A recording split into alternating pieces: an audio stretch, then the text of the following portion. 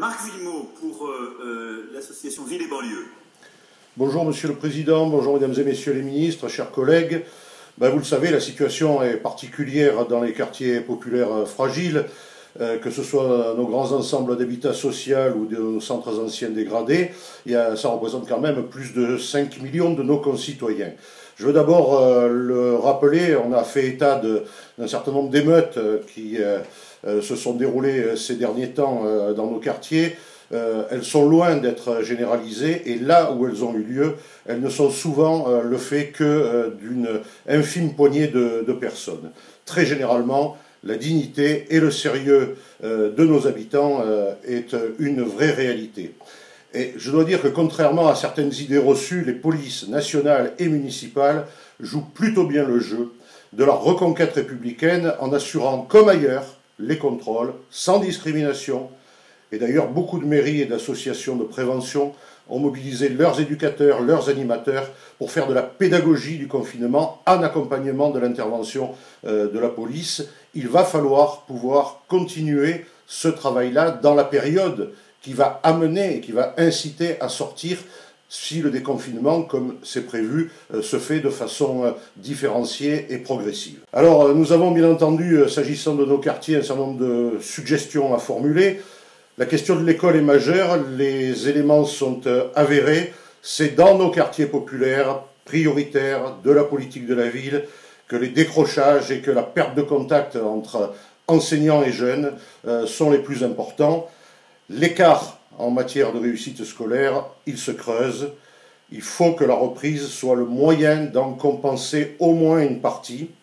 Et nous avons besoin impérativement d'être accompagnés pour que les écoles, les collèges, les lycées, notamment professionnels, puissent être rapidement et parfaitement aménagés pour garantir cette sécurité sanitaire et assurer la reprise le plus tôt possible dans nos quartiers pour tous nos enfants, nos ados, nos jeunes.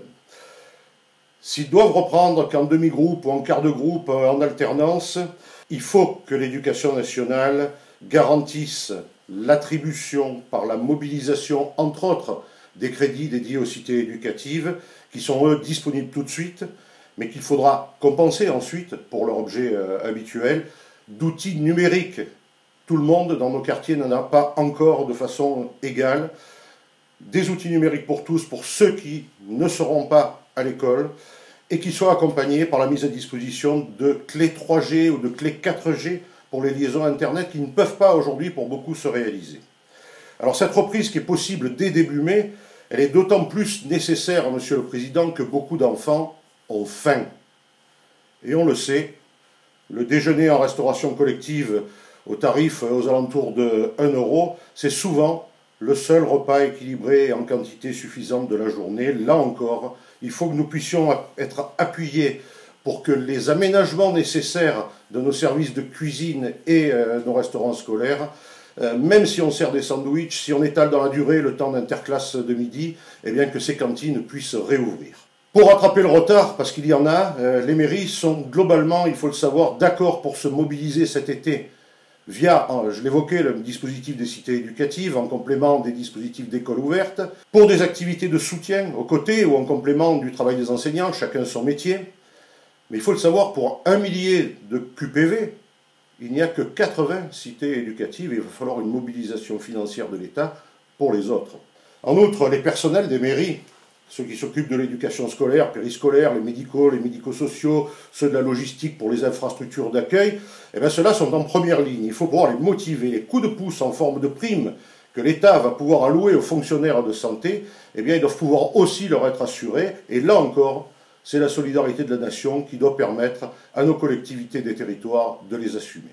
Et puis, comme le travail de compensation des inégalités scolaires ne va pas s'arrêter là, au contraire, je pense qu'il va se poursuivre après la rentrée de septembre. Ce que nous souhaitons, c'est un moratoire sur la géographie de l'éducation prioritaire et des mesures de carte scolaire exceptionnelles, des non-fermetures et des ouvertures de postes, y compris pour les réseaux d'aide et de soutien pour les enfants en difficulté. La question des masques, bien sûr qu'elle est complexe dans nos QPV. Les familles évidemment, qui ne peuvent plus payer leur loyer pour un nombre d'entre elles, plus leurs charges locatives, plus acheter suffisamment à manger, ben évidemment elles ne peuvent pas en acquérir facilement, et pourtant elles sont souvent les plus fragiles au plan de leur santé. Il faut donc d'autant plus leur en fournir d'ici au 11 mai qu'en bien des endroits, les communes accueillant des pauvres sont elles-mêmes des communes pauvres, et que la solidarité territoriale, intercommunale, départementale ou régionale ne s'exerce pas partout de la même façon. Nous pouvons assurer, nous les maires, la logistique, mais il faut que l'État assure le financement des masques que nous ne pouvons budgétairement acheter en quantité suffisante, surtout qu'il faudrait en acheter à plusieurs reprises.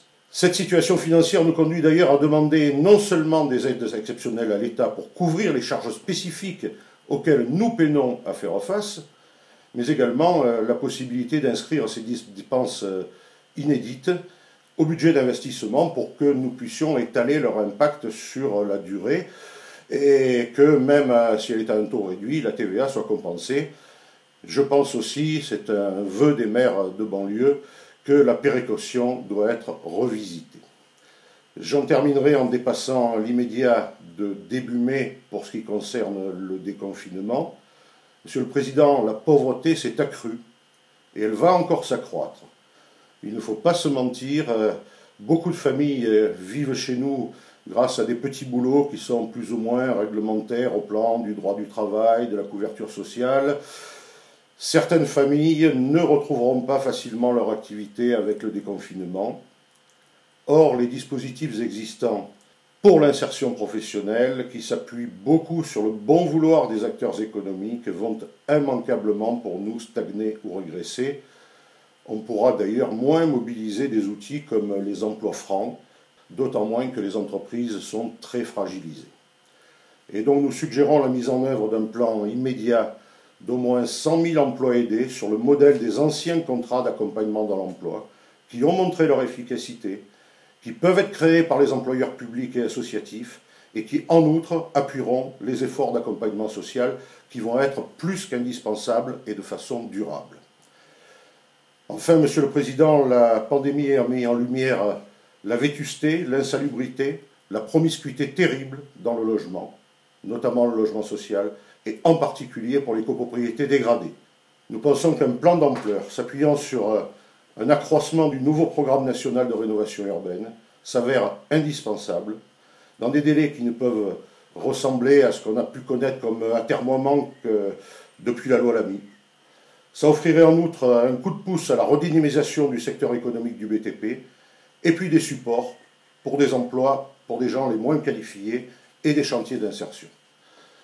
Monsieur le Président, on mesure avec cette crise qui révèle l'ampleur des inégalités dans le monde rural, on l'a évoqué, dans les QPV et dans d'autres endroits, sur les plans urbains, économiques, sur le plan des mobilités, sur le plan sanitaire, social et éducatif, combien l'appel des maires de nos communes à la création d'une cour de justice d'équité territoriale, qui était l'une des mesures proposées dans ce qu'on a appelé le plan Borloo en 2008, eh bien, était fondé. Et plus généralement, la mobilisation du dispositif Cité éducative en atteste. On atteste aujourd'hui, par exemple, en temps de crise, combien ces mesures qui ont pu être retenues tiennent aujourd'hui leurs promesses, et du coup, combien d'autres qui ont été alors suggérées pourraient s'avérer utiles, voire indispensables. Merci. Merci beaucoup, Monsieur le maire, cher président. Madame la maire de Paris, chère Anne Hidalgo.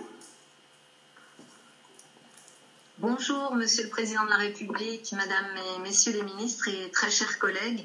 Nos territoires sont tous très très différents, mais je crois que les maires, nous partageons d'abord les mêmes compétences sur ces territoires et la même passion et la même connaissance aussi extrêmement fine de nos territoires. Et en fait, pour pouvoir effectivement résoudre des crises, une crise comme celle à laquelle on est confronté, je pense qu'il faut cette connaissance fine du territoire, cette capacité d'adaptation que nous proposons les uns et les autres, cette initiative et bien sûr un cadre national dans ce lien très fort que vous avez les uns et les autres exprimés avant moi entre le préfet et le maire.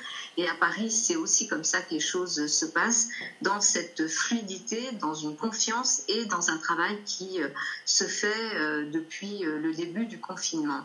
Je voudrais revenir sur quelques points pour ne pas être trop longue, mais tout d'abord sur la question des protections individuelles qui permettront non seulement de rassurer la population, mais en tout cas de la protéger.